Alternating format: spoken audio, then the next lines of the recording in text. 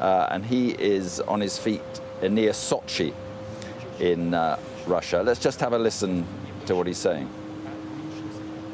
And in fact, this is being affected not by the majority, but by a minority.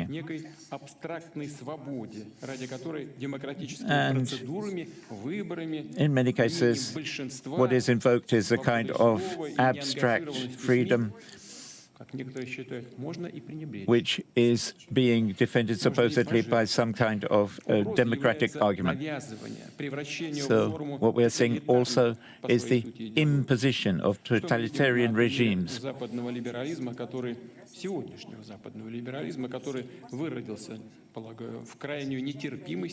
And Western forms of liberal thinking are now undercut by ruthless ideologies, including terrorism and so on. And international conflicts and clashes are leading to annihilation. And weaponry is constantly being perfected, as are the ways of using them. And there is no guarantee that this will not lead to total annihilation. And this has been shown by the threats on the sovereignty of Russia, which has some of the greatest nuclear weapons in the world. And many of these countries are acting with total impunity. And from colonial times, the former countries which are hegemons, they are acting out the same policies as before. And what we see is a great tension growing, a huge pressure throughout the world, which is striving for absolute power. Because you can't stop the course of history. The objective nature of changes is being denied very much by some Western leaders who are determined not to allow for the emergence of new nations. And what we see more and more conspicuously is precisely that. This Western formula is very dangerous because in many countries of the world, the Russian proverb about things happening before you can say Jack Robinson is very much the case. And much of this power is maintained by ideological ruthlessness and monopolies.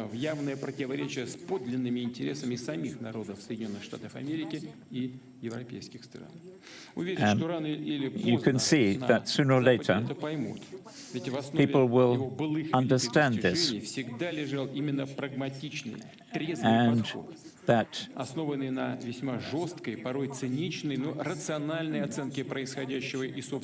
what we need is a rational, objective analysis of what is going on. Russia does not see Western civilization as an enemy.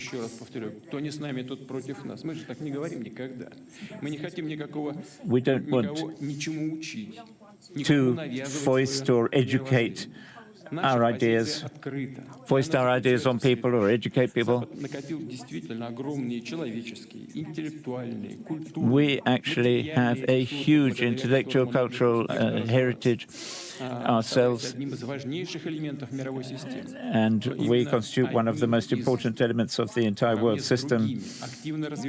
We are determined to act with others, and we don't accept any kind of new hegemony in in relations with other countries.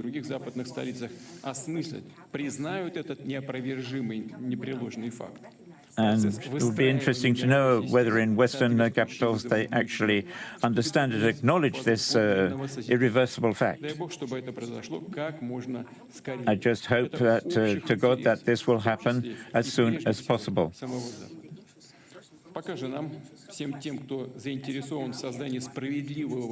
Everybody interested in a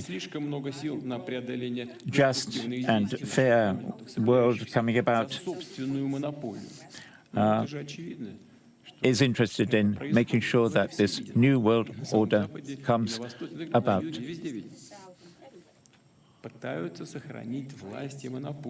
What they're trying to do is to retain power and monopoly.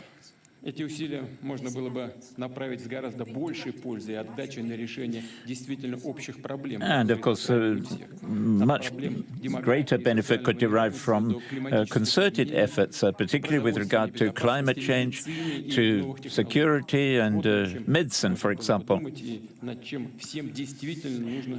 And we need really to work together on all those questions. And of course, I think that that has been reflected in many of the discussions which you've had so far. Предыдущих версий устройства мировой системы он отличается сочетанием параллельным существованием двух, казалось бы, взаимоисключающих явлений. What we see in the former world view is a combination of two totally contradictory elements. A desire for monopoly and hanging on to power. And of course, there is a kind of alternation here throughout the centuries of some more prosperous periods as opposed to others. So that means that today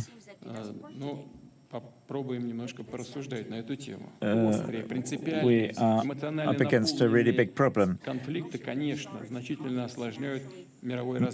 The presence of great conflicts really does disturb the development of world prosperity and so on, but it doesn't actually completely stop it. Just look at what has been happening in the last couple of years. Just look at the efforts of the collective West over the last couple of years to contain Russia through sanctions and so on and so forth. And our opponents are actually thinking about a devastating blow to Russia. And of course, this is in total contravention of international law. Let me just remind you of what actually happened in fact. And I think that everybody in this hall can talk about their own experience in that respect, the experience of each country. No decision taken in Washington or other Western capitals are relevant here.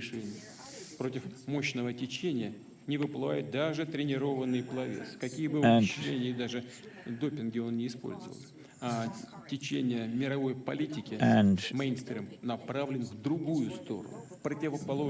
many of these elements are, in fact, swimming against the mainstream.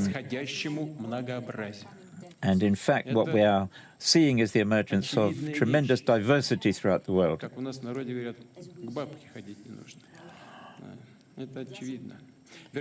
I think that's obvious. I think if you look at history, you see an alternation of competition between various powers. Попробуем взглянуть на происходящее сегодня под немного другим углом зрения. В чем, собственно, состоит конфликт и кто в нем участвует? What's happening right now in terms of the conflicts. Когда современными усилиями и ценой огромных потерь удалось победить нацизм, наиболее злостную, агрессивную идеологию, bore ставшую tremendous burden of loss to overcome Nazism, particularly in the first half of the 20th century. And what we're seeing now, to some extent, is a repetition of that.